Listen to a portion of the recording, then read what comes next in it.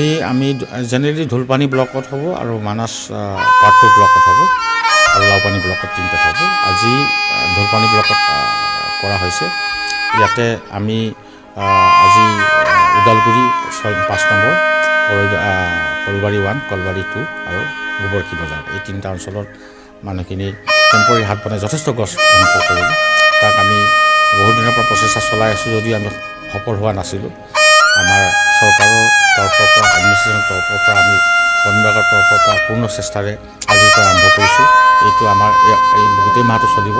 ঠাই আমি প্ৰিপেৰেশ্যন কৰি চলাই থাকিম। আমি এতিয়া যিখিনি ঠাইত নতুন এনক্ৰচমেণ্ট বা এনেকুৱা ধৰণৰ গছ কাটিছে সেইখিনি নটিচ দিয়া হৈছে আৰু আমি যিকেইটাই কালপ্ৰিট, কাৰণ মানুহখিনি বাহিৰৰ পৰা অহা, নাগালেণ্ডৰ পৰা আহিছে, অৰুণাচলৰ পৰা আহিছে, শোণিতপুৰ ডিষ্ট্ৰিক্টৰ পৰা আহিছে, কাৰ্বি আংলঙৰ পৰা আহিছে, ক'ৰ পৰা আহিছে আৰু লোকেল মানুহো আছে। এই গোটেইখিনি কালপ্ৰিটখিনিক কোনোবাই আনিব লাগিব, যদিতো ইমান দূৰৰ পৰা নাহে। গতিকে সেই কালপ্ৰিটখিনি যদি ধৰা নাযায়, জংঘলটো এনেকুৱা আমি অফিচৰ হোৱাটো নষ্ট চাই থাকিব নোৱাৰোঁ। কাৰণ জংঘলটো কটাৰ লগে লগে 2 নম্বৰী মানুহখিনি আগবাঢ়ি পেলাই ৰাতি দিন কাঠৰ সৰবৰাহ কৰে। এইটো ডাঙৰ এটা সমস্যা এটা হৈছে। আমি চেষ্টা কৰি আছোঁ।